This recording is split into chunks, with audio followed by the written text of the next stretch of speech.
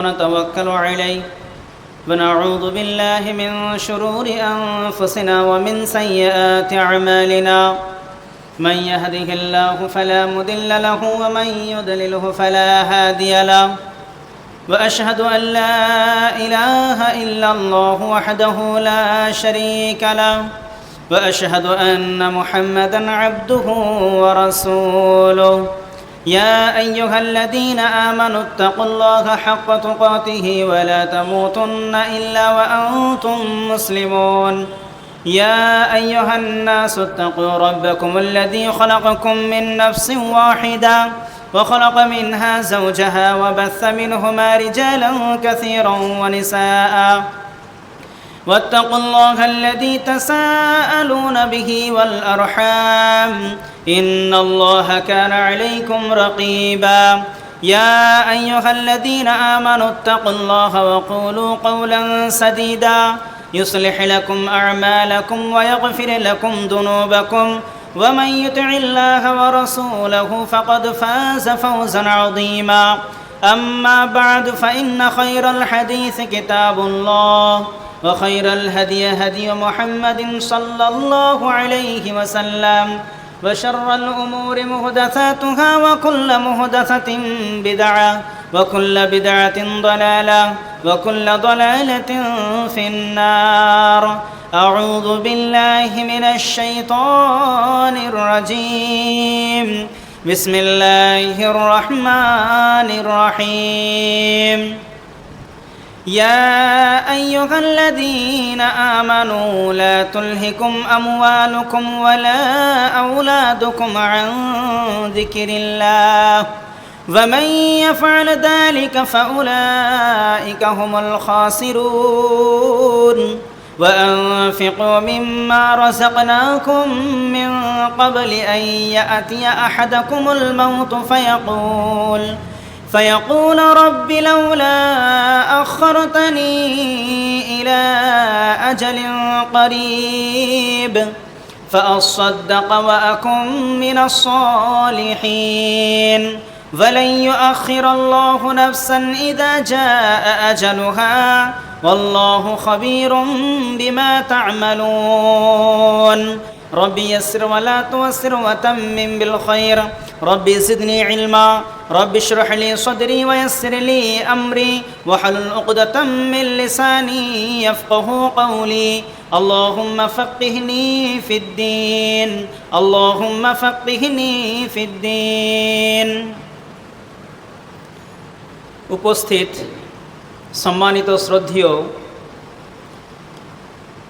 আজকের এই ছোট্ট মাহফিল হলেও যেখানেতে কোরআন ও সহিহ সুন্নাহর আলোচনা করা হবে ইনশাআল্লাহ, যে আল্লাহ রাব্বুল আলামিন আমাদেরকে কোরআন ও হাদিসের আলোচনা শোনার এবং বলার তৌফিক এনায়াত করেছেন, এজন্য আমরা সেই মহান আল্লাহ তাবারক ওয়া তাআলার শিখিয়ে দেওয়া শুকরিয়ার কালেমাটি অন্তরের স্থল থেকে পাঠ করি, বলি আলহামদুলিল্লাহ। অতঃপর দরুদ ও সালাম বর্ষিত হোক সরকারে কায়নাত নবিকুল শিরোমণি ইমামুল আম্বিয়া মেহবুবে কিবরিয়া ইমামুল হারমাইন শরীফাইন নবী মক্কি নবী মাদানী নবী মুজাম্মিল নবী মুদ্দাসির নবী আহমদ মুজতবা মুহাম্মদ মুস্তাফা সাল্লাল্লাহু আলাইহি ওয়াসাল্লামের উপর আল্লাহুম্মা আমিন আল্লাহুম্মা সাল্লি আলাইহি আল্লাহুম্মা বারিক আলাইহি। সম্মানিত উপস্থিতি, আমি আপনাদের সম্মুখে সূরা মুনাফিকুনের দুটি আয়াত তেলাওয়াত করেছি।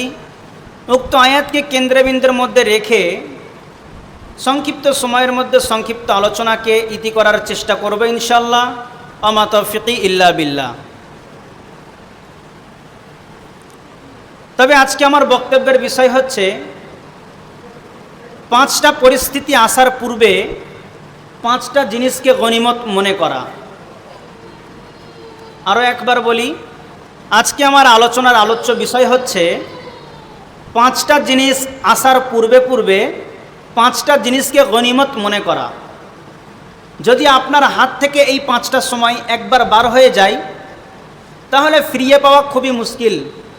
তার মধ্যে 2টা জিনিস আপনি যদি হজ করতে গিয়ে বাইতুল্লাহর সামনে মাথা ঠুকেও যদি আল্লাহকে বলেন যে আল্লাহ আমাকে সেই সময়টা ফিরিয়ে দিন, তাহলে কিন্তু আল্লাহ তাবারক ওয়া তাআলা তবুও ফিরিয়ে দেবেন না। এই 5টা জিনিসকে গনিমত মনে করার জন্য আল্লাহর নবী সাল্লাল্লাহু আলাইহি ওয়াসাল্লাম তিনি স্বয়ং বলেছেন। তাহলে এই 5টা জিনিস কি এমন যেটা আপনার জীবনে এতটা গুরুত্ব? এই 5টা বিষয় এমন কি বিষয় যেটা আপনার জীবনের সঙ্গে এতটা গুরুত্বপূর্ণ বিষয় হয়ে দাঁড়িয়েছে যে এতটা গুরুত্ব দেওয়ার জন্য আল্লাহর নবী বলেছেন? সেই 5টা জিনিস আজকে আমরা জানব এবং সেই মোতাবিক আমরা আমল করার চেষ্টা করব, যেন আমাদের এই 5টা সময় বা 5টা পরিস্থিতি আসার পরে যেন আমরা আমাদেরকে হাই হতাশা না করে বেড়াতে হয় যে আল্লাহ আমি এই যে সময়গুলোকে কিভাবে পার করলাম। চাই সেটা আপনার দুনিয়াবি জিন্দেগিতে হোক অথবা মরণের পরেই হোক না কেন, আফসোস যেন আপনাকে করতে না হয়। এই 5টা বিষয় বা পরিস্থিতি থেকে আমরা এগুলো শিখব। এজন্য আমি আপনাদেরকে অনুরোধ করব, যেনারা আছেন একদম অ্যাটেনশন হয়ে যান, আর যেনারা বাইরে থেকে শুনছেন আমি বলবো যে যদি আপনাদের কোনো ব্যক্তিগত জরুরি কাজ না থাকে তাহলে আপনি এই মসজিদের ভিতরে আসতে পারেন। সামনাসামনি কোরআন হাদিসের আলোচনা শুনলে যে ফজিলত এবং যে মান মর্যাদা আপনার বৃদ্ধি হবে, দূর থেকে শুনলে কিন্তু সেই মান মর্যাদা আপনার বৃদ্ধি হবে না। হ্যাঁ, আপনি শুনতে পাবেন একই কথা একই ভাষা, কিন্তু এই মজলিসে বসে থাকার কারণে যে মান মর্যাদা যে নেকি যে সওয়াবের হকদার আপনি হবেন, দূর থেকে কিন্তু শুনলে সেটা আপনি তার ভাগিদার হবেন না। এজন্য আমি আপনাদেরকে অনুরোধ করব যে আপনারা যারা বাইরে ঘাটে বসে আছেন অযথা সময়কে নষ্ট করছেন না করে মসজিদের ভিতরে চলে আসুন ইনশাল্লাহ। তো আল্লাহর নবী সাল্লাল্লাহু আলাইহি ওয়াসাল্লাম তিনি বলেন, ইগতানিম, তোমরা গনিমত মনে করো, খামসান ক্বাবলা খামসিন, 5টা জিনিস আসার পূর্বে। এটা আল্লাহর নবী সাল্লাল্লাহু আলাইহি ওয়াসাল্লাম বলছেন যে তোমরা 5টা জিনিস আসার পূর্বে 5টা জিনিসকে গনিমত মনে করো। তার মধ্যে 1, শাবাবাকা ক্বাবলা হিরামিক, তোমরা যৌবনকালকে গনিমত মনে করবে বার্ধক্য আসার পূর্বে পূর্বে। এবার আমি সামান্য একটু আপনাদেরকে এগিয়ে নিয়ে যাই। মানুষের জীবনে যৌবনকাল কতবার আসে একটু বলুন? একবার। যদি মনে করুন যে আপনার জীবনে এই যে 12-13 বছর বয়স থেকে আপনি যৌবনকাল পেয়েছেন, কথার কথা 40 পার আপনার যৌবনকাল শেষ হয়ে গিয়েছে, আপনি 50 বছর বয়সেতে সৌদি আরবেতে গেলেন হজ করার জন্য, বাইতুল্লাহর কাপড় ধরলেন, গিলাফ ধরে মাথা ঠুকে আল্লাহকে বলছেন যে আল্লাহ আজকে আমার বয়স 50 অথবা 55, তোমার দরবারেতে আমি বহু কষ্ট করে এসেছি, বহু টাকা খরচ করেছি, আবার আমাকে 18 বছরের যুবক বানিয়ে দাও। আল্লাহ কি বানিয়ে দেবেন? এটা কি সম্ভব? এজন্যই আল্লাহ তাবারক ওয়া তাআলার নবী বলেছেন যে 5টা জিনিসকে তোমরা গনিমত মনে করো, 5টা জিনিস আসার পূর্বে পূর্বে।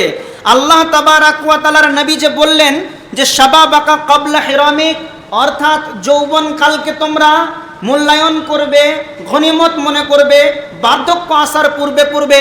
যদি এটা মনে করেন যে না যৌবনকাল পেয়েছি, এখন যা ইচ্ছা তাই করে নিই, দুনিয়াটা মস্ত বড়, খাও দাও আনন্দ করো আর ফুর্তি করো, তাহলে বার্ধক্য আসার পূর্বে পূর্বে যদি আপনি এই যৌবনকালকে মূল্যায়ন করতে না পারেন, তাহলে বার্ধক্য অবস্থায় আপনার পস্তানি হবে যে আমি 18 বছর বয়সটাকে কিভাবে কাটিয়েছি, যখন আমার বয়স ছিল 20 অর্থাৎ 20, তো সেই সময়টাকে আমি কিভাবে কাটিয়েছি, আল্লাহ তাবারক ওয়া তাআলার ইবাদতের জন্য কি একটু আমি সময় বাইর করতে পারলাম না? তখন আফসোস করবেন, কিন্তু তখন আফসোস করে আপনার কোনো কাজে আসবে না। এখন হাজারো আলেমের বক্তব্য আপনি শুনছেন, শোনার মাধ্যমে আপনি এই জ্ঞান অর্জন করছেন যে 5 ওয়াক্তের নামাজ মহান আল্লাহ তাবারক ওয়া তাআলা ফরজ করেছেন, প্রত্যেকটা মানুষকে 5 ওয়াক্তের নামাজকে পড়তে হবে। এখন আপনি মসজিদে ঢুকছেন না, নামাজ পড়ছেন না, কিন্তু যখনই আপনার বয়স 40 পার হয়ে 50-55 হয়ে যাবে, তখন আপনার ইচ্ছা হবে যে আমি 5 ওয়াক্ত নামাজ পড়ব। তখন আপনি ইচ্ছা করবেন 5 ওয়াক্তের নামাজ মসজিদে এসে পড়ার জন্য, কিন্তু আপনি না কোমর ঠিকভাবে ভাঁজ করতে পারবেন রুকুর জন্য, না হাঁটুটাকে ভালো করে ফেলে সিজদা করতে পারবেন। কেন? তখন আপনার প্রত্যেকটা পূর্জা অর্থাৎ প্রত্যেকটা জোড়গুলো ব্যথায় ছনছনে হয়ে থাকবে। তখন আপনি না ঠিকভাবে রুকু করতে পারবেন, না ঠিকভাবে আপনি সিজদা করতে পারবেন, না আপনি তাশাহুদে ঠিকভাবে পাটাকে ভাঁজ করে বসতে পারবেন, আর না আপনি ভালো করে কিয়াম অর্থাৎ দাঁড়িয়ে হাত বেঁধে দাঁড়িয়ে থাকতে পারবেন। কেন? এজন্যই যে আপনার বার্ধক্য আপনাকে ধরে নিয়েছে।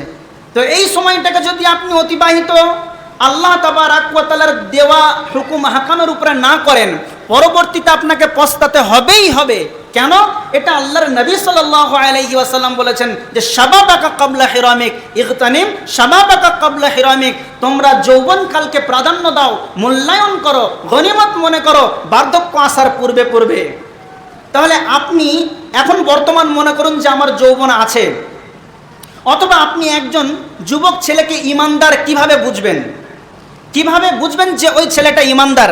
আপনি যদি আমাকে জিজ্ঞাসা করেন যে ভাই আপনি, হ্যাঁ আমি একজন মুসলিম, কি করেন? তো আমি ইমামতি করি, আপনার মনে একটা চলে আসবে যে না ছেলেটা আল্লাহওয়ালা।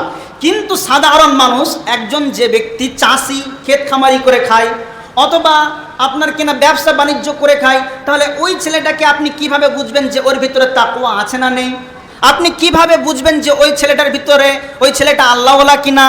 তাহলে আপনি ওই ছেলেটাকে যদি জানতে চান যে ওই ছেলেটার মধ্যে অথবা ওই মানুষটার মধ্যে তাকওয়া আছে কিনা, পরেশগারিতা আছে কিনা, তাহলে আপনাকে 8টা জিনিস দেখতে হবে। যদি এই 8টা জিনিস আপনি তার মধ্যে পেয়ে যান, নিঃসন্দেহে চোখ বুজিয়ে আপনি এই ফাইসলা দিতে পারবেন যে ছেলেটা আল্লাহওয়ালা। সে 8টা জিনিস কি? আল্লাহ তাবারাক ওয়া তাআলা সূরা তাওবার 112 নম্বর আয়াতের মধ্যে বলছেন যে আত্তাইবুন, আগে আয়াতটা শুনে নেন, আত্তাইবুনাল আবিদুনাল হামিদুনাস সাইহুন আর রাকিউনাস সাজিদুনাল আমিরুনা বিল মারুফ ওয়ান নাহুনা আনিল মুনকার ওয়াল হাফিজুনা লিহুদুদিল্লাহ। এই 8টা জিনিস যেই মানুষের মধ্যে পাওয়া যাবে সেই ব্যক্তি আল্লাহওয়ালা। একজন যুবকের মধ্যে যদি এই 8 ধরনের কোয়ালিটি পাওয়া যায় তাহলে সেই আল্লাহওয়ালা। তাহলে এই 8 ধরনের কোয়ালিটির মধ্যে প্রথম নাম্বার কোয়ালিটি কি? আত্তাইবুন, তওবা করনেওয়ালা হবে। আচ্ছা আপনারা একটু উত্তর দেবেন, পৃথিবীর বুকে এমন কোন মানুষ আপাতত জিন্দা আছে বা জীবিত আছেন যে সে পাপ করেনি? আমি আপনি কম বেশি করি বা করেছি। আর মানুষ অপরাধ করবে, এটা স্বাভাবিক।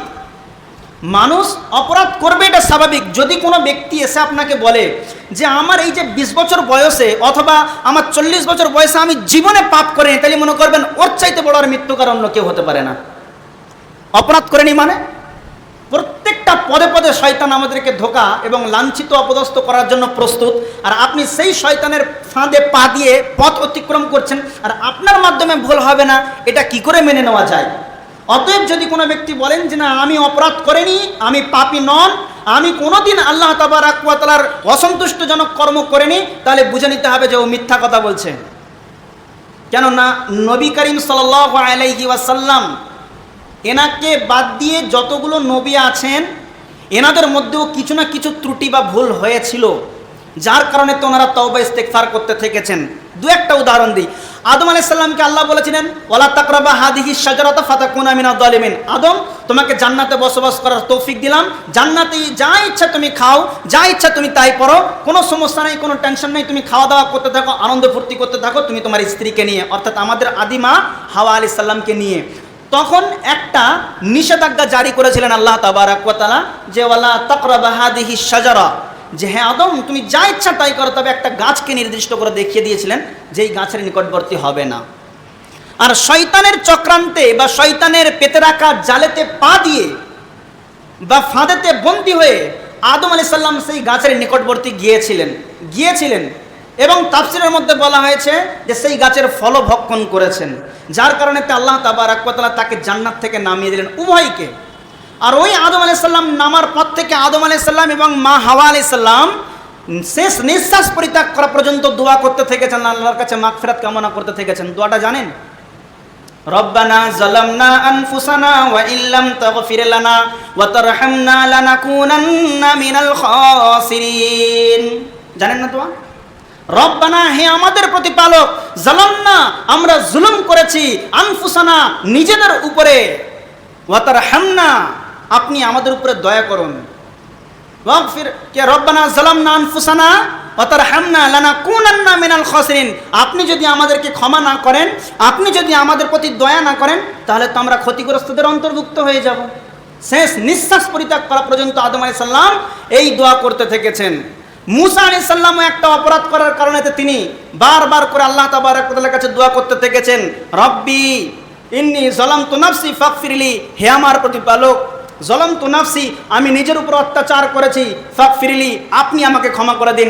আইয়ুব আলাইহিস সালামের বুঝি কোনো ভুল ছিল, যার কারণে তিনি বারবার করে দোয়া করতে থেকেছেন, আন্নী মাসানিয়াজ যুররু ওয়া আনতা আরহামার রাহিমিন। এমনিভাবে যদি আপনি দেখেন অনেক নবীদের দোয়া রয়েছে যে যার মাধ্যমে ওনারা আল্লাহ তাবারক ওয়া তাআলার কাছে মাগফিরাত কামনা করেছেন। তাহলে আমি এই কথাটাই বোঝাতে চাচ্ছি আপনাদেরকে যে বর্তমানে আমরা সাধারণ মানুষ হয়ে কী করে বলতে পারি যে আমরা অপরাধ করিনি?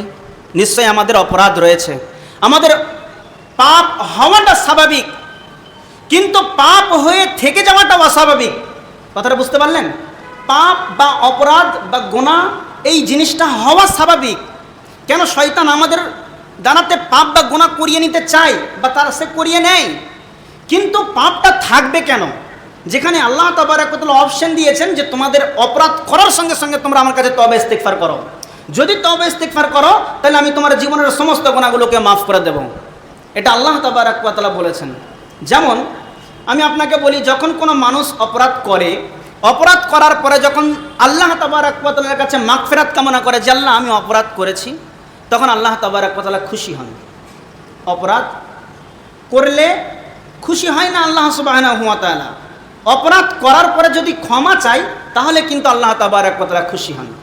এর দলিল আবু হুরায়রা রাদিয়াল্লাহু তাআলা আনহু তিনি বলেন, ইন্নাল আবদা, যখন কোনো মানুষ আযনাবা জামবান গুনাহ করে বসে, যখন কোনো মানুষ গুনাহ করে বসে, এটাকে ছাড়ুন, মনে করুন আমি যখন কোনো সময় গুনাহ করে বসলাম অথবা আপনি যখন কোনো সময় গুনাহ করে বসলেন, আযনাবা জামবান ফাগফিরলি, তখন সে আল্লাহকে বলে যে আল্লাহ আমি অপরাধ করেছি, গুনাহ করেছি, ফাগফিরলি, আপনি আমাকে ক্ষমা করে দিন। আপনি আমি অথবা যখনই যে কেউ অপরাধ করে, অপরাধ করার পরে আল্লাহকে বলে যে আল্লাহ আমি অপরাধ করেছি, আপনি আমার গুনাহকে মাফ করে দিন, অপরাধকে ক্ষমা করে দিন, তখন আল্লাহ তাবারক ওয়া তাআলা বলেন আলিমা আবদি, আলিমা আবদি, আমার দাসদাসী যে বান্দা আমার কাছে ক্ষমা প্রার্থনা করছে, এই বান্দা কি জানে আন্নাল্লাহু রাব্বান, তার একজন প্রতিপালক রয়েছেন? যদি আমার এই বান্দা জেনে শুনে আমার কাছে এই মাগফিরাত কামনা করে থাকে, কাদ গাফারতু লাহু, তাহলে আমি তার সমস্ত জীবনের গুনাহগুলোকে মাফ করে দিলাম। বলুন সুবহানাল্লাহ। তাহলে দেখুন, আপনি অপরাধ করলেন, অপরাধ করার পরে তো যদি আল্লাহকে বলেন যে আল্লাহ আমি অপরাধ করেছি, এই মাত্র যে কাজটা করলাম এটা আমার দ্বারাই অপরাধ হয়েছে, আমি জানি, বুঝতে পারছি, এখন আপনি ক্ষমা করনেওয়ালা ছাড়া আর অন্য কেউ আমার ক্ষমা করনেওয়ালা নেই, একমাত্র আমার এই অপরাধের ক্ষমা কেবলমাত্র আপনিই করতে পারবেন, অতএব আপনি আমাকে ক্ষমা করে দিন। যখন আপনি এই কথা বলেন তখন আল্লাহ খুশি হয়ে বলেন যে আলিমা আবদি, আমার দাসদাসী আমার বান্দাবান্দি কি জানে যে আন্নাল্লাহু রাব্বান, তার একজন প্রতিপালক রয়েছেন যিনি শাস্তি দিতে পারেন আবার যিনি ক্ষমাও করে দিতে পারেন। যদি আমার এই বান্দা জেনে শুনে আমার কাছে ক্ষমা প্রার্থনা করে থাকে তাহলে আমি এর জীবনের সমস্ত গুনাহগুলোকে মাফ করে দিলাম। সুম্মা মাকাসা মাশাআল্লাহ। এরকমভাবে দিন যায় রাত যায়, দিন যায় রাত যায়, আবার এক পর্যায়ে গুনাহ করে বসলেন, আবার আল্লাহ তাবারক ওয়া তাআলার কাছে ক্ষমা প্রার্থনা করছেন যে আল্লাহ আমি তো গুনাহ করে বসেছি, আপনি আমাকে ক্ষমা করে দিন, আপনি ছাড়া আর ক্ষমা করনেওয়ালা কে আছে? আল্লাহ তাবারক ওয়া তাআলা আবার একই কথা বলেন যে আমার দাসদাসী বান্দাবান্দি কি জানে আন্নাল্লাহু রাব্বান, তার একজন রব রয়েছে যিনি শাস্তি দিতে পারেন আবার যিনি ক্ষমাও করতে পারেন। যদি জেনে শুনে আমার এই বান্দা বলে থাকে তাহলে আমি এর জীবনের গুনাহগুলোকে মাফ করে দিলাম। তাহলে গুনাহ হয়ে যাওয়াটা স্বাভাবিক, কিন্তু গুনাহটা থেকে যাওয়াটা অস্বাভাবিক। যখন আল্লাহ তাবারক ওয়া তাআলা নিজে বলছেন যে তুমি আমার কাছে ক্ষমা প্রার্থনা করো, আমি তোমার জীবনের সমস্ত গুনাহগুলোকে মাফ করে দেব।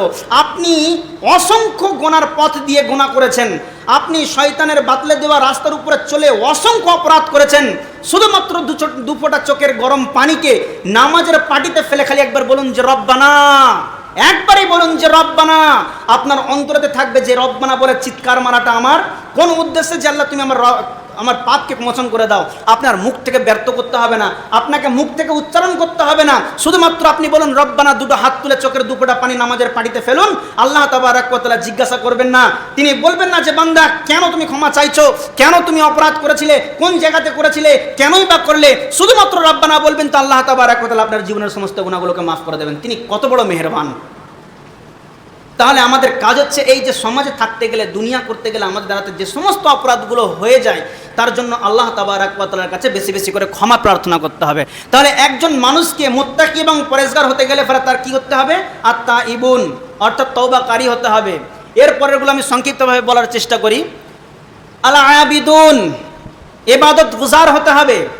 আমি ইতিপূর্বেই বললাম যে একজন 18 থেকে 25 বছরের যুবক যেরকমভাবে ইবাদত করার মাধ্যমে যে মজা বা যে স্বাদ গ্রহণ করতে পারবে, যে লুৎফ উঠাতে পারবে, একজন কিন্তু 50 থেকে 60 বছরের বৃদ্ধ মানুষ সেই মজাটা, সেই স্বাদটা ইবাদতের মধ্যে পাবে না। বলেন পাবে? আপনি যদি এখন তারাবির নামাজকে 1 ঘন্টা 8 রাকাত পড়েন, আমার কোনো সমস্যা হবে না ইনশাআল্লাহ। কেন? আমি যুবক, আমার ভিতরে সেই শক্তি, সেই ক্ষমতা আল্লাহ তাবারক ওয়া তাআলা এখন দিয়েছেন। কিন্তু যিনি আমার দাদুর বয়স হয়ে গেছে 55 থেকে 60, উনি কি 1 ঘন্টা দাঁড়িয়ে থাকতে পারবেন? ওনার জন্য কি কষ্ট হবে না? তাহলে যৌবনকালকে বেশি বেশি করে প্রাধান্য দিতে হবে ইবাদতের মাধ্যমে। দাওয়াতের ফিল্ডে কাজ করতে গেলে পরে আপনাকে জ্ঞান অর্জন করতে হবে। আর জ্ঞান আপনি তখনই অর্জন করতে পারবেন যখন আপনি এই আল্লাহ তাবারক ওয়া তাআলার বিধিবিধানগুলোকে ঠিকঠাকভাবে মানার চেষ্টা করবেন। আর সবথেকে বড় জিনিস হচ্ছে এই যে আপনি যতই বড় জ্ঞানী হন না কেন, আর যতই বড় আপনি যতই জ্ঞান অর্জন করে ফেলুন না কেন, যদি সেই জ্ঞানটা আপনার সঠিক জ্ঞান না হয়, যদি সেই জ্ঞানটা আপনার বাতিল জ্ঞান হয়, সেই বিদ্যাটা যদি আপনার ভয়ঙ্কর বিদ্যা হয়, তাহলে এর মাধ্যমেও কোনো উপকার আসবে না। যদি আমি আপনাকে জিজ্ঞাসা করি যে আচ্ছা বলুন তো আল্লাহ কোথায়, আপনি যদি বলেন যে আল্লাহ সর্বত্র বিরাজমান, আপনি যতগুলো বিদ্যা অর্জন করেছেন সবগুলো ভেজাল বিদ্যা। কেন? এখনো পর্যন্ত আল্লাহ সম্পর্কে আপনার ধারণা ঠিক নেই যে আল্লাহ তাবারক ওয়া তাআলা কোথায়। আপনার আকীদা ও মানহাজ এখনো পর্যন্ত ঠিক করতে পারলেন না। আহলে সুন্নাত ওয়াল জামাতের আকীদা কেমন হওয়া উচিত, যে আকীদা পোষণ করলে আল্লাহ তাবারক ওয়া তাআলা খুশি হবেন, সালফে সালেহিনদের আকীদা কেমন, সেই বিষয়ে যদি আপনি জ্ঞান অর্জন না করতে পারেন, আল্লাহ তাবারক ওয়া তাআলার সম্পর্কে যদি আপনার ধারণা না ঠিক থাকে, তাহলে সেই আল্লাহ তাবারক ওয়া তাআলার নিকটবর্তী হওয়ার জন্য আপনি কাদেরকে দাওয়াত দেবেন? এজন্য প্রথমে নিজের আকীদা, সহিহ আকীদার মধ্যে আপনাকে আসতে হবে। আকীদার মধ্যে যেন কোনো রকমের ত্রুটি না থাকে সেদিকটা আপনাকে খেয়াল রাখতে হবে। তাহলে আপনি যখন আহলে সুন্নাত ওয়াল জামাতের আকীদা যখন জানতে পারবেন, যখন আপনাকে প্রশ্ন করা হবে যে আল্লাহ কোথায়, তো আপনি বলবেন যে আর রহমান আল্লাহ আরশে ইস্তাওয়া, আল্লাহ তাবারক ওয়া তাআলা আরশে সমাসীন। তখন আপনার আকীদা ঠিক আছে। নবী করিম সাল্লাল্লাহু আলাইহি সাল্লাম কি নূর মিন নূরিল্লাহ, আল্লাহ তাবারক ওয়া তাআলা জাতি নূর থেকে আল্লাহ তাবারক ওয়া তাআলা নবীকে সৃষ্টি করেছেন? তখন আপনি বলবেন যে না, আল্লাহ তাবারক ওয়া তাআলা নবীকে মাটি থেকে সৃষ্টি করেছেন, তবে তিনি সাধারণ মানুষের মতো মানুষ নয়, বরং তাকে আল্লাহ তাবারক ওয়া তাআলা আসমানি জ্ঞান দিয়ে তাকে ধন্য করে দিয়েছেন। তবে বাকি যেমন মানুষের একজন ভূমিকা ঠিক সেরকমভাবে, তবে সাধারণ আমার আপনার মতন, যেমন আপনার বড় ভাই, আপনার বাবা, আপনার চাচা, এরকম আমাদের সঙ্গে সমতুল্য করতে গেলে হবে না। তার মান মর্যাদা বেশি দিয়েছেন, তবে তিনি একজন মানুষ, তিনি মাটির তৈরি, আল্লাহ তাবারক ওয়া তাআলা নিজে কোরআনে বলেছেন। তো যাই হোক, আপনি যৌবনকালেতে বেশি বেশি করে ইবাদত করবেন, তাহলে আপনি বুঝে যাবে আপনার ভিতরে তো দুটো গুণ থাকতে হবে। সেটা হচ্ছে এই যে আপনাকে তওবাকারী হতে হবে, দ্বিতীয় আপনাকে ইবাদত গুজার হতে হবে। 3 নাম্বার, 8 নাম্বার গুণের মধ্যে 3 নাম্বার হচ্ছে আল হামিদুন, অর্থাৎ আল্লাহ তাবারক ওয়া তাআলার বেশি বেশি করে হামদ অর্থাৎ প্রশংসা, তাসবিহ, তাহলিল এগুলোকে করতে হবে। যত বেশি আল্লাহ তাবারক ওয়া তাআলার প্রশংসা করবেন, আল্লাহ তাবারক ওয়া তাআলা খুশি হবেন। কেন? এই জন্যই বলছি যে প্রশংসা জিনিসটা এমন একটা জিনিস বা এমন একটা বিষয়, যে কোনো মানুষের সামনে করলে পরে মানুষ খুশি হয়। আচ্ছা, আপনি যদি আমাকে বলেন, এই যে আমি বক্তব্য দিয়ে নামবো, আপনি বলবেন যা আপনার বক্তব্যটা খুব সুন্দর লাগলো, খুব সুন্দর করে বুঝিয়েছেন, এরকম বোঝানো এর আগে কোনোদিন কোনো বক্তার কাছ থেকে শুনিনি, আমি খুশি হব না রেগে যাবো? বলুন তো, খুশি হব। তাহলে প্রত্যেকটা মানুষই চায় যে তার প্রশংসা হোক। আর যদি আপনি এসে আমাকে বলেন যে কোথা থেকে, কলকাতা থেকে মিডিয়া বসতেন, একটা বক্তেন যে ফালতু বেগর বকে বকে বকে চলে গেল, কিছু ভালো লাগলো না, হ্যাঁ তোমার মতন ফালতু বক্তা দেখিনি এর আগে, কোনো দিনের আগে শুনিনি, আমি খুশি হব? আমি বললাম কোন জায়গাতে এলাম রে ভাই, তো ডাইরেক্ট অপমান করছে, আড়ালে বললে নাই চলে, কিন্তু তো ডাইরেক্ট বলছে। তো প্রশংসা মানুষ সামনাসামনি পছন্দ করে, কিন্তু বদনাম পছন্দ করে না। তো ঠিক আল্লাহ তাবারক ওয়া তাআলার যত বেশি আপনি প্রশংসা করবেন, যত বেশি হামিদ হতে পারবেন, তত বেশি আল্লাহ তাবারক ওয়া তাআলার নিকটবর্তী আপনি হতে পারবেন। আল্লাহ বলবেন যে বল বান্দা তুমি কি চাও, কেন এত প্রশংসা করো, কি চাও তুমি বলো। যে সূরা ফাতিহাটাই আপনি দেখেন না, প্রথমেই 3টা আয়াতে আল্লাহ তাবারক ওয়া তাআলার প্রশংসা, আলহামদুলিল্লাহি রাব্বিল আলামিন আল্লাহর প্রশংসা, আর রহমানির রহিম আল্লাহর প্রশংসা, মালিক ইয়াউমিদ্দিন আল্লাহর প্রশংসা। 3টা আয়াতের মধ্যে আল্লাহর প্রশংসা করে দিয়েছেন, ইয়াকা না'বুদু ওয়া ইয়াকা নাস্তাঈন ইহদিনাস সিরাতাল মুস্তাকিম। এবার আল্লাহর কাছে চেয়ে নিচ্ছেন যেন ঠিক এরকম জিনিসটা, যে প্রথমে প্রশংসা করে আল্লাহকে আমরা একটু ফুলিয়ে দিলাম, অর্থাৎ আল্লাহকে রাজি করে দিলাম, খুশি করে দিলাম, যে আল্লাহ তুমি হচ্ছে সর্বভূতের অধিকারী, তোমার সমস্ত রকমের প্রশংসা তোমার, তুমি রহমান, তুমি অতি দয়ালু, তুমি কিয়ামত দিবসের মালিক। যেন শব্দ ব্যবহার করে বলছি, আল্লাহ বলতে যাচ্ছেন যে বান্দা তুমি আমার এত প্রশংসা করছো, আসলে কি চাও বলো তো। তখন বলছেন যে ইয়াকা না'বুদু ওয়া ইয়াকা নাস্তাঈন, আমরা তো একমাত্র তোমার ইবাদত করি, তোমার কাছেই সাহায্য চাই, ইহদিনাস সিরাতাল মুস্তাকিম, আমাদেরকে সঠিক পথটা দেখান। চেয়ে নিচ্ছেন। প্রথমে আল্লাহকে খুশি করিয়ে আল্লাহর প্রশংসা এত বেশি করলেন, আল্লাহ তাবারক ওয়া তাআলা যেন বলছেন যে বান্দা তুমি কি চাও, কেন এত প্রশংসা করছো আমার? তখন আপনি বলছেন যে আল্লাহ ইবাদত বান্দেগি তো কেবলমাত্র তোমারই করি আর তোমার কাছেই সাহায্য চাই, তাহলে এখন কি চাও? ইহদিনাস সিরাতাল মুস্তাকিম, আমাদেরকে সহজ সরল সঠিক পথেতে চালায়ন করো। সিরাতাল্লাযীনা আনআমতা আলাইহিম, যে পথে তুমি ইনাম রেখেছো সেই পথেতে চালাও। সিরাতাল্লাযীনা আনআমতা আলাইহিম গায়রিল মাগদুবি আলাইহিম ওয়ালাদ দাল্লিন, যে পথ গুমরাহির পথ, যে পথে গেলে পথভ্রষ্ট হবো সেই পথে আমাদেরকে চালাইও না। প্রথমে আল্লাহর প্রশংসা করে বাকি অংশটা আপনি নিজের জন্য চেয়ে নিচ্ছেন। তো আল্লাহ তাবারক ওয়া তাআলার প্রশংসাকারী আপনি হয়ে যান, নিশ্চয়ই আল্লাহ তাবারক ওয়া তাআলা খুশি হবেন। আস-সাইহুন, रोजा रखने वाला हो जान, और राकिउन, रुकू करने वाला हो जान, as-साजिदुन, सिजदा करने वाला हो जान। कटा हलो बोलुन तो? 6टा। तौबा करने वाला हो जान, आबिद इबादत गुजार हो जान, हामिद प्रशंसा करने वाला हो जान, साइहुन अर्थात रोजा रखने वाला सियाम रखने वाला हो जान, और राकिउन अर्थात रुकू करने वाला हो जान, as-साजिदुन सिजदा करने वाला हो जान। এই 6টা হলো। এরপর হচ্ছে আল আমিরুনা বিল মারুফ ওয়ান নাহুনা আনিল মুনকার, অর্থাৎ সৎ কাজে পরামর্শ দেনেওয়ালা, অর্থাৎ সৎ কাজেতে আদেশ দেনেওয়ালা হয়ে যান। আপনি যদি কোনো মানুষকে কোনো পথের আদেশ দেন, অর্থাৎ দিন দুনিয়ার আদেশ দেন, তাহলে সেই ক্ষেত্রে সেটা যেন সৎ হয়। আপনার কাছে কোনো মানুষ কোরআনী শিক্ষা নিতে এসেছে, যেটা সঠিক শিক্ষা সেটা দেবেন। দিন ইসলাম সম্পর্কে জানতে এসেছে, যেটা সহি সেটা পাঠ দেবেন। দুনিয়াদারির ক্ষেত্রেও যদি আপনার কাছে কোনো সৎ উপদেশ চাইতে আসে কোনো ব্যক্তি পরামর্শ, যে ভাই আমি এই ব্যবসাটা আরম্ভ করতে চলেছি, তো এই ব্যবসাটা আমি কিভাবে করব, সেই ক্ষেত্রে আপনি যেটা সৎ পরামর্শ সেই পরামর্শটাই আপনি দেবেন। তাহলে কি হবে? আপনার ভিতরেতে যে ইমানদার হবার গুণ, সেই গুণটা বাকি থাকবে। আর যখনই কোনো মুনকার কাজ দেখবেন তখন সেটাকে বাধা দেওয়ার চেষ্টা করবেন। অর্থাৎ যদি কোনো মানুষ সুদের ব্যবসা আরম্ভ করতে চলেছে, ব্যাংকের সঙ্গে লেনদেন করবে, তা আপনার কাছে পরামর্শ চাইতে এসেছে, আপনি বলবেন যে 1 টাকা সুদ খাওয়ার অপরাধ হচ্ছে মায়ের সঙ্গে জেনা করা। তুমি কি তোমার মায়ের সঙ্গে জেনা করতে প্রস্তুত? না না, আমি তো করতে পারি না, কোনোদিন কল্পনাই আনতে পারি না। তোমার ওই 1 টাকা সুদের কারণেতে তোমার আমলনামাতে ঠিক ওই রকম অপরাধ লেখা হবে। তাকে হিকমতের সাথে কোরআনকে এবং হাদিসকে সামনে রেখে তার মাথায় বুঝ দিয়ে দিন। সুদের ভয়াবহতা তাকে এমনভাবে ভীত সন্তুষ্ট করে দিন যে সে সুদের নাম শুনলে যেন ত্রিন করে লাম মেরে পালিয়ে যায়, যে না, সুদের ধারে কাছে আমি যাব না। জুয়া খেলে কিন্তু আপনার সঙ্গে তার কথাবার্তা লেনদেন খুব ভালো, তাকে বোঝান, কোরআন দিয়ে সুন্নাহ দিয়ে তাকে বোঝাবেন। আর যখন জুয়ার ভয়াবহতা সম্পর্কে তাকে বোঝাবেন, ভয় দেখাবেন, জুয়ার নাম শুনলে সে লাফ দিয়ে পালিয়ে যাবে। মদ্যপান করে খাক, সমস্যা নেই, 1 দিন 2 দিন 3 দিন আপনি তাকে কোরআন দিয়ে সুন্নাহ দিয়ে বোঝাবেন। বোঝানোর পরেতে মদ্যপান করার যে অপরাধের যে গুনাহ, যে শাস্তি, যে বিধিবিধান আল্লাহ তাবারক ওয়া তাআলা দিয়েছেন সেটাকে বুঝাবেন। এমন ভয়, এমন ভীতু তার ভিতরেতে ভীতি ঢুকিয়ে দেবেন যেন মদের নাম শুনলে সে 10 হাত দূরে চলে যেতে বাধ্য হয়। এইরকমভাবে আপনাকে সৎ কাজের আদেশ এবং অসৎ কাজের নিষেধ তাদেরকে করা শিখতে হবে, বলতে হবে।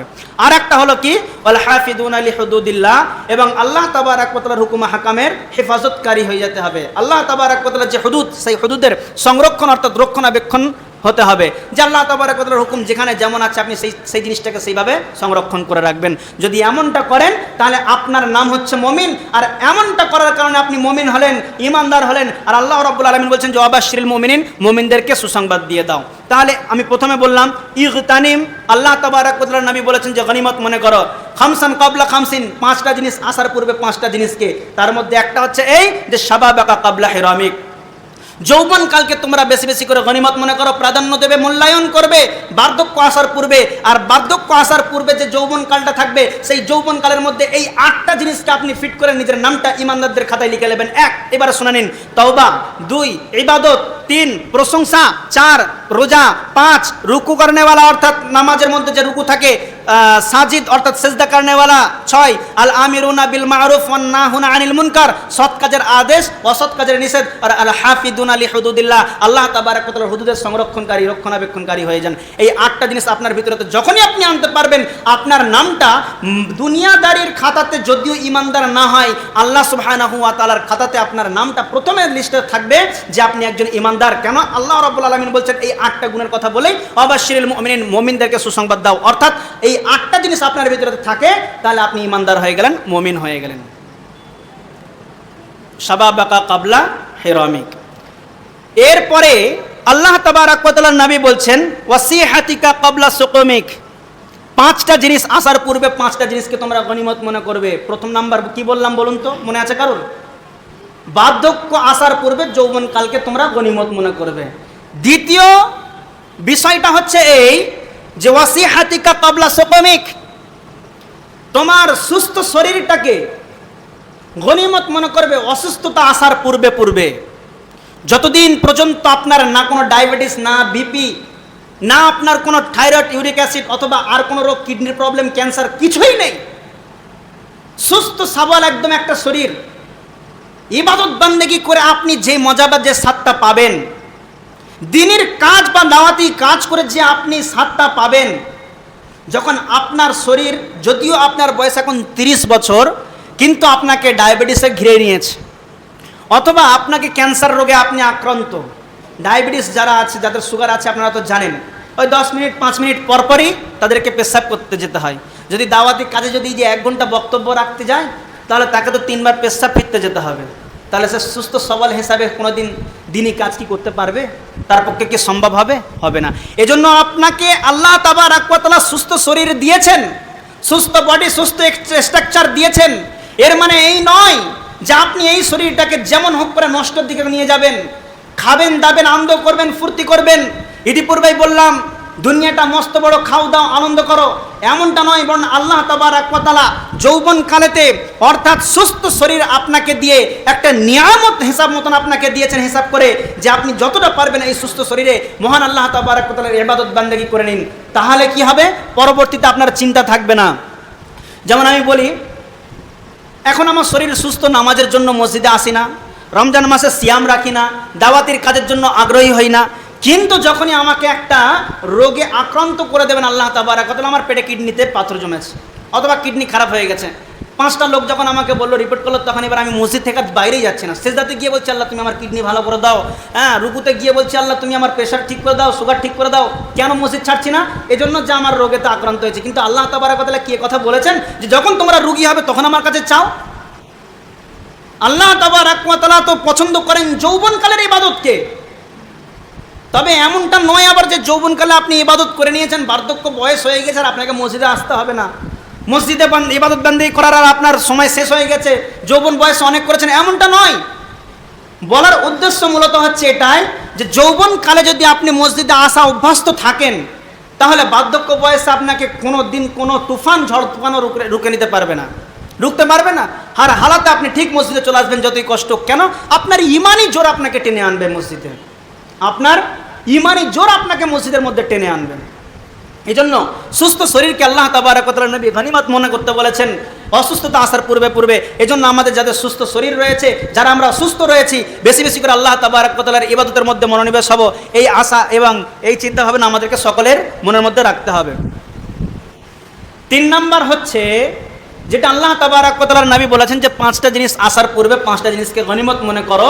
এই পয়েন্টের 3 নাম্বার অংশে যেটা স্থান পেয়েছে সেটা হচ্ছে যে ফারাগাকা ক্বাবলা ফাকরিকা, গানাকা ক্বাবলা ফাকরিকা। ধন সম্পদ এই জিনিসটাকে আল্লাহ আপনাকে যা দিয়েছেন এটাকে আপনি গনিমত মনে করবেন। কতদিন? কোন জিনিসটা আসার পূর্বে? ক্বাবলা ফাকরিকা, দরিদ্রতা আসার পূর্বে পূর্বে আল্লাহ তাবারাক ওয়া তাআলা আপনাকে যে গনিমত অর্থাৎ ধন সম্পদ দিয়েছেন সেটাকে আপনি গনিমত মনে করবেন। এমনটা নয় যে আমার ভাই মাস গেলে ফারে 50,000 টাকা কামাই, কম করেই বলছি, আর আমি মাস গেলে মাত্র 12,000 15,000, এজন্য তার প্রতি আমার সকল সময় একটা হিংসা বিদ্বেষ না। আপনি যে মাসে 12 থেকে 15,000 টাকা কামাচ্ছেন, অন্য লোককে গিয়ে দেখতে যান সে 5,000 টাকাও ইনকাম করতে পারে না। তাহলে আপনাকে আল্লাহ যেই হালাতে রেখেছেন আপনি আল্লাহ তাবারাক ওয়া তাআলার শুকরিয়া আদায় করবেন, আর তার থেকেই আপনি আল্লাহ তাবারাক ওয়া তাআলার রাহে কিছু কিছু করে অংশ দেওয়ার চেষ্টা করবেন। কেন? যখনই আপনি আল্লাহ তাবারাক ওয়া তাআলার রাহে কিছু দেবেন আর আপনার ওই মূলধন থেকে যখন আল্লাহ তাবারাক ওয়া তাআলার রাস্তায় কিছু খরচ করবেন, আল্লাহ তাবারাক ওয়া তাআলা খুশি হবেন আর আপনার সেই মালেতে বরকত দান করবেন। এমনটা নয়, আমরা যেটা দেখি যে যখন কোনো জিনিস আমরা আল্লাহর রাস্তায় দান করি, মূলত আমাদের কাছ থেকে বাহ্যিকভাবে যেটা আমাদের দৃষ্টিকোণ থেকে আমরা দেখি যে আমার 500 টাকা ছিল, 100 টাকা আল্লাহর রাস্তায় দিলাম, তাহলে আমার কাছে থাকলো কত? 400, মানে 100 টাকা কমে গেল।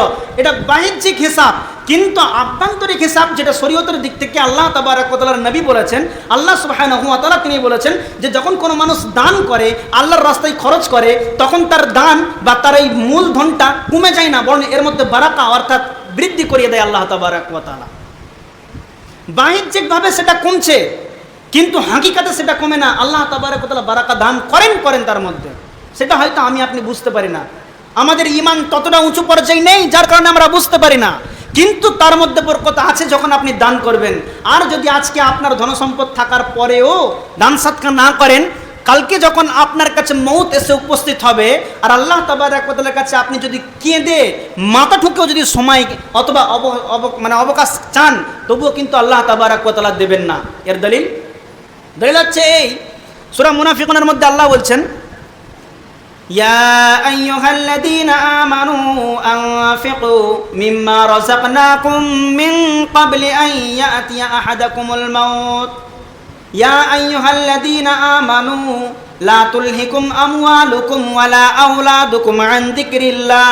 ইয়া আইয়ুহাল্লাযীনা আমানু, হে তারা ঈমান এনেছো যারা, তাদেরকে লক্ষ্য করে আল্লাহ তাবারক ওয়া তাআলা তিনি বলছেন, ইয়া আইয়ুহাল্লাযীনা আমানু লা তুলহিকুম, তোমাদেরকে যেন গাফেল না করে দেয়, তোমাদেরকে যেন দূরে না সরিয়ে দেয়। কোন জিনিসে?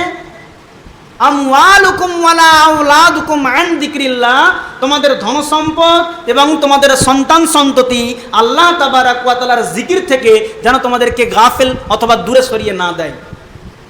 তাহলে বোঝা গেল যে যখন কোনো মানুষ অতিরিক্ত ধনসম্পদ হয়ে যায়, যখন সে অতিরিক্ত ধনসম্পদের মালিক হয়ে যায়, তখন কিন্তু সে আল্লাহ তাবারক ওয়া তাআলার জিকির থেকে অনেকটা দূরে সরে যায়। বাস্তব প্রমাণ আপনি নিতে পারেন। আমি এখন দিন আনি দিন খাই, 5 ওয়াক্তের নামাজ ঠিকঠাকভাবে পড়তে পাই, আমি ঠিকঠাকভাবে পড়তে পারি। যখন এই করতে করতে আমার এক পর্যায়ে একটা বিল্ডিং থেকে 2টো বিল্ডিং, একটা গাড়ি থেকে 2টো গাড়ি, বড় যে সমস্ত 10 চাকা লরিগুলো আছে একটা জায়গায় 3টে 4টে হয়ে যায়, তখন সেই সমস্ত গাড়ি ঘোড়ার হিসাব রাখতে রাখতে এবং সেই তার মাধ্যমে উপার্জিত সম্পদের হিসাব করতে করতে আমি না আসরের নামাজ পড়ার টাইম পাই, না মাগরিবের টাইম পাই, না জোহরের পেয়েছি, না ফজরের পেয়েছি। সেই এসার সময় লাস্ট বেলাতে মসজিদে এসে 4 ওয়াক্তের নামাজকে ঘাটাঘাট পড়লাম, তারপরে আবার গিয়ে হিসাবেতে বসলাম, 11টা 12টা পর্যন্ত হিসাব করতে করতে শুনলাম, এদিকে আবার ফজরটা মিস হয়ে গেল। তাহলে এই যে ধনসম্পদ আপনাকে আল্লাহ তাবারক ওয়া তাআলার জিকির থেকে গাফেল করে দিচ্ছে, এমনটা যেন না হয়। এজন্য আল্লাহ তাবারক ওয়া তাআলা তিনি বলেছেন যে হে ঈমানদারগণ, বা হে তারা ঈমান এনেছো যারা, তোমাদেরকে তোমাদের ধনসম্পদ এবং সন্তান সন্ততি যেন আল্লাহ তাবারক ওয়া তাআলার জিকির থেকে গাফেল না করে দেয়, দূরে না সরিয়ে দেয়। এরপরে তিনি বলেন, ওয়ানফিকু মিম্মা রাযাকনাকুম মিন ক্বাবলি আন ইয়াতিয়া আহাদাকুমুল মাউত فيقول ربي لولا أخرتني إلى أجل قريب فأصدق وأكن من الصالحين। আল্লাহ বলছেন, ওয়ালা ইউআখিরাল্লাহু নাফসান ইযা জাআ আজালুহা আল্লাহু খাবীরুম বিমা তা'মালুন। আল্লাহ রাব্বুল আলামিন বলছেন যে ওয়ানফিকু মিম্মা রাযাকনাকুম, তোমাদেরকে আমি যার রিজিক হিসাবে দিয়েছি তার থেকে তোমরা ব্যয় করো। কোথায় ব্যয় করবে? তো আল্লাহর রাস্তায় ব্যয় করবে। কতক্ষণের মধ্যে ব্যয় করবে? তোমাদের কারোর মধ্যে মৌত আসার পূর্বে তোমাদেরকে যে সমস্ত ধনসম্পদগুলো বা রিজিক হিসাবে দিয়েছি তার থেকে তোমরা আমার রাস্তায় খরচ করবে। নতবা যখন তোমাদের কাছে মৌত এসে উপস্থিত হয়ে যাবে, তখন যদি তোমরা আমার কাছে দারিয়াফাত করো, অর্থাৎ রিকোয়েস্ট করো যে আল্লাহ আমাকে সময় দেওয়া হোক, ছেড়ে দেওয়া হোক, ফাআসসাদদাকনা ওয়া আকুম মিনাস সালিহিন, যদি সময়কাল পাই তাহলে আমরা বেশি বেশি করে সাদকা করব। দেখুন, এখানে কিন্তু নামাজের কথা বলেনি, এখানে কিন্তু রোজার কথা বলেনি, এখানে প্রথম যে কথাটা বলছে, যদি তোমাদের কাছে মওত এসে উপস্থিত হয় তখন কিন্তু তোমাদেরকে আর অবকাশ দেওয়া হবে না। কিন্তু মানুষরা অবকাশ চাইবে যে আল্লাহ আমাকে সময়কাল দেওয়া হোক। সময় যদি তোমাকে দিই তাহলে তুমি কি করবে? যে আল্লাহ সময় পাওয়ার সঙ্গে সঙ্গে আমরা সাদকা করব। তারপরে ওয়াকুম মিনাস সালিহিন, সালেহ যারা নেককার বান্দা রয়েছে তাদের অন্তর্ভুক্ত হয়ে যাব। আচ্ছা, সাদকার কথা কেন বললেন? সাদকা জিনিসটা এমন, এই সাদাকার মাধ্যমে, সাদকা প্রথমে ভালো করে বুঝে নিন। দেখুন, সাদকা মানে এমনটা নয় যে যেটা মাদ্রাসায় দিলেন সেটা হয়ে গেল, এমনটা নয়। সাদাকা, দান আর খায়রাত একই জিনিস। সাদকা হচ্ছে আরবি শব্দ আর খায়রাত হচ্ছে উর্দু শব্দ। সাদকাটাও উর্দুতে ব্যবহার হয়। আর দান হচ্ছে বাংলা শব্দ। আমাদের এখানে তো অনেক মানুষ কি বলে জানেন, মনে করেন, আপনাদের এখানে মনে করেন কিনা জানি না, আমাদের ওখানে যদি বলা হয় এটা কি দান, বলে না না এটা সৎকার টাকা, আর আলাদা আবার 20 টাকা 30 টাকা দিয়ে বলেন যে এটা দানের টাকা। মানে একটা আরবিতে বলছেন আর একটা বাংলায় বলছেন, কিন্তু ওনারা মনে করেন যে সাদকা এবং দানের মধ্যে পার্থক্য আছে। হাকিকাত কিন্তু তা নয়। সাদকা, দান, খয়রাত একই জিনিস, যেটাই দান সেটাই সাদকা, সেটাই খয়রাত। হ্যাঁ, এই সাদকার এতটা পাওয়ার যে আল্লাহ তাবারক ওয়া তাআলা আপনার আসমানি বালা যদি থেকে থাকে সাদকার মাধ্যমে দূর করিয়ে দেবেন। আপনার বিপদ ধেয়ে আসছে আপনাকে গ্রাস করার জন্য, কিন্তু আপনি যেমনই আল্লাহ তাবারক ওয়া তাআলাকে সন্তুষ্ট করার জন্য সাদকা করে দেবেন, আল্লাহ তাবারক ওয়া তাআলা সেই বিপদকে রদ করে দেবেন। এই সাদকার এই পাওয়ার, এই ক্ষমতা। এমনকি হাদিসের মধ্যে এসেছে, সহিহ মুসলিমের মধ্যে, যে যখন আল্লাহ তাবারক ওয়া তাআলা রাগান্বিত হয়ে যায়, আর সেই সময় যদি কোনো মানুষ গোপনেতে দান করে, তাহলে আল্লাহ তাবারক ওয়া তাআলা সেই রাগের মধ্যে, রাগের মতো অগ্নিঝরা আগুনের উপরেতে পানি পড়ে যায় এই সাদকার মাধ্যমে। সাদকার এত ফজিলত, এত গুণ, এত পাওয়ার, এত ক্ষমতা আল্লাহ তাবারক ওয়া তাআলা দিয়েছেন। এজন্য এই লোককে যখনই বলা হবে যে যদি তোমাকে সাদকা ছাড়ি, তোমাকে যদি সময়কাল দিই, তাহলে তুমি কি করবে? ফাসাদদাকনা ওয়া কুম মিনাস সালিহিন, প্রথমে আমরা গিয়ে সাদকা করব। কিন্তু আল্লাহ রাব্বুল আলামিন বলেন ওয়ালা ইউআখিরুল্লাহু নাফসান ইযা জাআ আজালুহা, যাকে একবার ধরে নেওয়া হয়েছে তাকে দ্বিতীয়বার অবকাল, মানে সময় দেওয়া হবে না। সময় যেটা আছে আপনার আমার জন্য, এটাই সময়, এটাই আপনাকে বুঝে নিতে হবে। কেননা আল্লাহ তাবারক ওয়া তাআলা তিনি সূরা কি আছে, সূরা মুলকের 2 নম্বর আয়াতের মধ্যে বলছেন যে আল্লাযী খালাকাল মাউতা ওয়াল হায়াতা লিয়াবলুয়াকুম আইয়ুকুম আহসানু আমালা, যে আল্লাহ তাবারক ওয়া তাআলা যিনি সৃষ্টি করেছেন মউতকে, যিনি সৃষ্টি করেছেন জীবনকে। মউত এবং জীবন, দেখুন প্রথমেই আল্লাহ তাবারক ওয়া তাআলা মউতকে এনেছেন, তারপর জীবনকে এনেছেন। এর থেকেই বুঝতে হবে যে যেই ব্যক্তি বা যেই জিনিসটা জন্মগ্রহণ করে তাকে একদিন না একদিন মৃত্যুর স্বাদ গ্রহণ করতেই হবে। যখনই কোনো মানুষ জন্ম লাভ করে, সঙ্গে সে মৃত্যুর পরোয়ানা নিয়ে আসে। এজন্য আল্লাহ তাবারক ওয়া তাআলা প্রথমে মৃত্যুকে এনে মৃত্যুটাকে বুঝিয়ে দিয়েছেন যে আল্লাযী খালাকাল মাউতা ওয়াল হায়াতা লিয়াবলুয়াকুম আইয়ুকুম আহসানু আমালা, যে তিনি যাতে করে দেখে নিতে পারেন, পরীক্ষা করে নিতে পারেন যে আপনাদের মধ্যে ভালো আমল করেনেওয়ালা কে। তার মানে হচ্ছে এই যে দুনিয়াতে মউত এবং জীবনের খেলা, মরণ জীবনের খেলা তো দুনিয়াতে। আপনি এই যে মৃত্যুবরণ করবেন, আখিরাতে যে বারজাকি জীবন অর্থাৎ কবরের জীবন রয়েছে, তারপর আর মৃত্যু নেই। এই দুনিয়াতেই আপনার জীবনের যে জীবিত হয়েছেন অর্থাৎ জন্ম নিয়েছেন, দুনিয়াতেই মৃত্যুবরণ করবেন। কিন্তু এই যে দুনিয়াতে মৃত্যুবরণ করার পরে আবার যে বারজাকি জীবনেতে আপনি উঠবেন, এরপর থেকে কিন্তু আপনার আর মউত নেই, খালি ট্রান্সফার হতে থাকবে। এই আর আলামে বারজাক থেকে আপনি কিয়ামতের দিন উঠবেন, কিয়ামতের দিন থেকে আবার হিসাব নিকাশ হয়ে আপনাকে হয় জান্নাতে নাই জাহান্নামে দেওয়া হবে, খালি ট্রান্সফার আছে, প্রমোশন আছে, কিন্তু মউত আর নেই। এখানেতে যেমন দুনিয়াতে জীবন লাভ করেছেন, দুনিয়াতে একদিন মৃত্যুবরণ আপনাকে করতে হবে। এজন্য আল্লাহ তাবারক ওয়া তাআলা তিনি বললেন যে না, সময় তোমাদেরকে একবারই দেওয়া হয়েছে, অতএব যে সময়টা আমি এখন বর্তমান বসে শুনছি, এই সময়টাই হচ্ছে আল্লাহ তাবারক ওয়া তাআলা একমাত্র সময় দিয়েছেন। এই সময়ের মধ্যে আপনাকে আমাকে ভালো হক জিনিসটাকে বুঝে নিতে হবে, আর বাতিল জিনিসটাকেও বুঝতে হবে। তবে হকটাকে গ্রহণ করতে হবে আর বাতিলটাকে ছাড়তে হবে। যদি আপনি এখানেতে এই জিনিসটা করতে পারেন, তাহলে আপনি যে আপনার জীবনের সাকসেসফুল। আর যদি আপনি এই জিনিসটাকে গ্রহণ না করতে পারেন, বুঝতে না পারেন, তাহলে আপনার জীবনটা পাওয়া অযথা এবং বৃথা। কেন? আপনি 60-70 বছরের জীবন পেয়ে একমাত্র আল্লাহ তাবারক ওয়া তাআলার দ্বীনে ইসলামকে বুঝতে পারলেন না। আপনার মতো অথবা আমার মতো হতভাগা আর কে হতে পারে? তো যাই হোক, যেটা বলছিলাম যে আল্লাহ তাবারক ওয়া তাআলার নবী বললেন 5টা জিনিসকে তোমরা গনিমত মনে করবে। 5টা জিনিস আসার পূর্বে আর একবার গুনিয়ে দিই প্রথম থেকে। 1, যৌবনকালকে তোমরা গনিমত মনে করবে, বার্ধক্য আসার পূর্বে। সুস্থ শরীরকে তোমরা গনিমত মনে করবে, অসুস্থতা আসার পূর্বে। আর 3 নাম্বার বললাম যে ধন সম্পদগুলোকে গনিমত মনে করবেন। এমনটা মনে করবেন না যা আমি নিজে কষ্ট করে মেহনত করে টাকা উপার্জন করেছি, এটা সব আমার টাকা, আমি কেন আল্লাহর রাস্তায় দিতে যাব। একটা গরিব অসহায় ব্যক্তি যদি আপনার কাছে হাত পাতে, অথবা এই মসজিদ এখন তৈরি হচ্ছে, এই মসজিদের জন্য যদি আপনার কাছে যাওয়া হয় যে ভাই মসজিদের কাজ আনকমপ্লিট থেকে গিয়েছে, কমপ্লিট করার জন্য কিছু অর্থের প্রয়োজন আছে, আপনি দিন, আপনি যদি একটু সহযোগিতা করেন কাজটা অনেকটা আগে বাড়বে। আপনি চট করে বলে বসলেন সারা রাত ধরে মেহনত করে আমি এক জায়গা থেকে আরেক জায়গায় নিজের দেশ ছেড়ে বিদেশে গিয়ে টাকা ইনকাম করে এসেছি এই মসজিদ মাদ্রাসায় দেওয়ার জন্য, অসহায়কে সাহায্য সহযোগিতা করার জন্য। যদি এটা বলেন, তাহলে আল্লাহ তাবারক ওয়া তাআলা একটা থাপ্পড় মেরে আপনার সমস্ত ধন সম্পদকে কেড়ে নিতে পারে। এই ক্ষমতা তো আল্লাহর আছে, আপনি জানেন, বিশ্বাস তো করেন। মনে করেন কোটি কোটি টাকা আপনি ইনকাম করেছেন, রাস্তা দিয়ে যাচ্ছেন, বাইক নিয়ে যাচ্ছেন, এমত অবস্থায় একটা বাস এসে আপনাকে ধাক্কা মেরে উড়িয়ে দিল, একটা হাসপাতালে চলে গেলেন, আপনি মরছেন নাও আর ফিরেও আসছেন না, প্রত্যেক বছরে কোটি কোটি টাকা খরচা হচ্ছে। এই করতে করতে আপনার সমস্ত ধন সম্পদ তো শেষ হয়ে যেতে পারে না? আল্লাহ তাবারক ওয়া তাআলার কি ক্ষমতা নেই? এজন্য কোনোদিন মনে করবেন না যে সম্পদ আমি উপার্জন করেছি এটা আমার ব্যক্তিগত সম্পদ, এটা কোনোদিন মনে করবেন না। এটা আল্লাহ তাবারক ওয়া তাআলার দেয়া নিয়ামত। এই গনিমত বা এই নিয়ামত থাকা অবস্থাতেই আল্লাহ তাবারক ওয়া তাআলার রাস্তায় কিছু খরচ করার চেষ্টা করবেন। তো ধন সম্পদকে গনিমত মনে করবেন ফকিরি আসার পূর্বে পূর্বে। নাম্বার 4, ওয়া ফারাগাকা ক্বাবলা শুগলিকা, যখন আপনি অবসর টাইম পাবেন সেই সময়টাকে কাজে লাগাবেন। আপনাদের এদিকে ফ্রি ফায়ার খেলেছিলে না প্রচুর, তাহলে দেখুন Free Fire, PUBG, Rummy Circle আর কি কি সব যেন আছে নামগুলো আমি জানলাম কি করে, আমি কি খেলি না, আমি নেটেতে অ্যাডগুলো আসে দেখতে দেখতে শিখে গিয়েছি। তো এই যে সময়কালটা, যে একটা আমার যুবক ভাই যার সময়ের দাম আল্লাহ তাবারক ওয়া তাআলা দিয়েছেন, যার সময়ের দাম আল্লাহর রাসূল সাল্লাল্লাহু আলাইহি ওয়াসাল্লাম বুঝিয়েছেন, আর এই হতভাগা আমার যুবক ভাই নিজের কদর নিজে বুঝলো না, যার কারণে 1 ঘন্টা সময় পেয়েছে সঙ্গে সঙ্গে ফ্রি ফায়ার আরম্ভ করে দিয়েছে। কেন? সেই সময় মোবাইল থেকে একটা বাংলা হাদিসের অ্যাপ ডাউনলোড করে 2টো হাদিস মুখস্থ করতে পারে না, একটা ইসলামিক বই ডাউনলোড করে সেটাকে অধ্যয়ন করতে পারে না, তার থেকে তো সেই ইসলাম সম্পর্কে কিছু জ্ঞান অর্জন করতে পারতো। 2 ঘন্টা 3 ঘন্টা ফ্রি ফায়ারেতে খেলতে খেলতে, এমনকি আমাদের এখানে তো এখন ঝামেলা চলছে ফ্রি ফায়ারের ম্যাচ করে করে,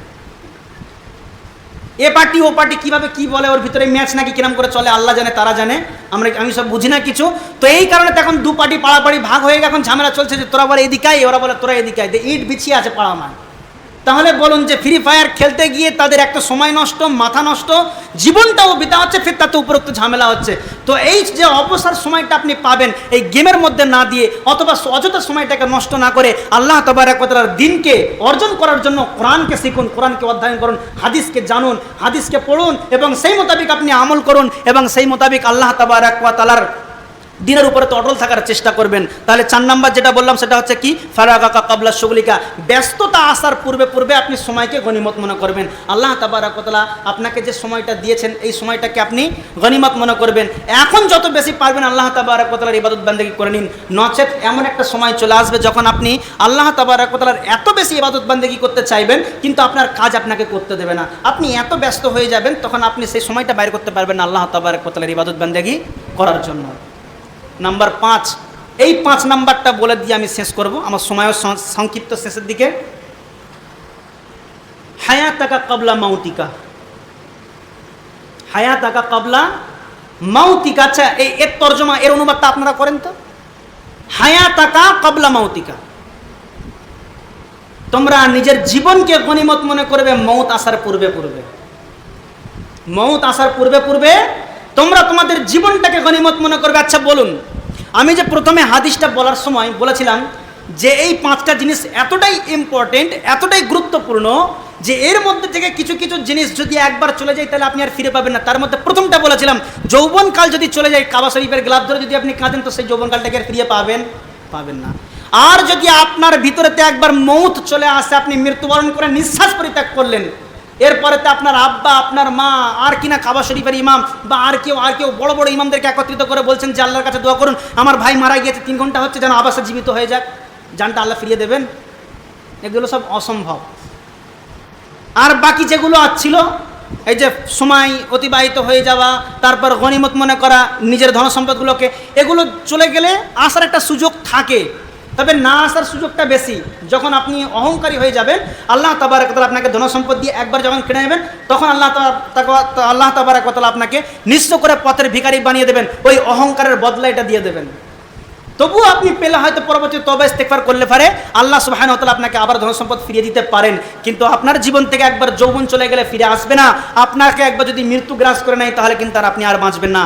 এজন্য হায়াত আছে এর মানে এই নয় যে এই জীবনটা পাওয়ার পরে আপনি খেলতামাশা করে যা ইচ্ছা তাই করে আপনি আপনার জীবনটাকে অতিবাহিত করে দেবেন, আর এর জন্য আল্লাহ তাবারক ওয়া তাআলা হিসাব আপনার কাছে নেবেন না, এমনটা নয়। এক মুহূর্ত, একটা সেকেন্ড আপনার হিসাবের জন্য প্রস্তুত, মানে যথেষ্ট হয়ে যাবে। কেননা আল্লাহ তাবারক ওয়া তাআলার নবী বলছেন, লা তাজুলু কদমা ইবনে আদম ইয়াউমাল কিয়ামাতি ইনদা রাব্বিহিম হাত্তা ইয়াসালান খামস, যে আদম সন্তান একটা কদমও আগে বাড়াতে পারবে না আল্লাহ তাবারক ওয়া তাআলার নিকট থেকে, সামনে থেকে কিয়ামতের দিন, যতক্ষণ পর্যন্ত তাকে 5টা জিনিসের ব্যাপারে প্রশ্ন না করা হয়। 5টা জিনিসের ব্যাপারে যতক্ষণ পর্যন্ত প্রশ্ন না করা হবে তাকে, আর সেই প্রশ্নের উত্তর না দিতে পারবে, ততক্ষণ পর্যন্ত একটা পাও আগাতে পারবে না এই আদম সন্তান। তার মধ্যে একটা আমি বলে আমার বক্তব্য শেষ করব। তার মধ্যে একটা হচ্ছে এই যে আন উমরিহি ফিমা আফনা, তুমি তোমার বয়সকে কিভাবে অতিবাহিত করেছো। আন উমরিহি, আপনার বয়সকাল সম্পর্কে আল্লাহ তাবারক ওয়া তাআলা জিজ্ঞাসা করবেন। আন উমরিহি ফিমা আফনা, কিভাবে তুমি তোমার বয়সকে অতিবাহিত করেছো।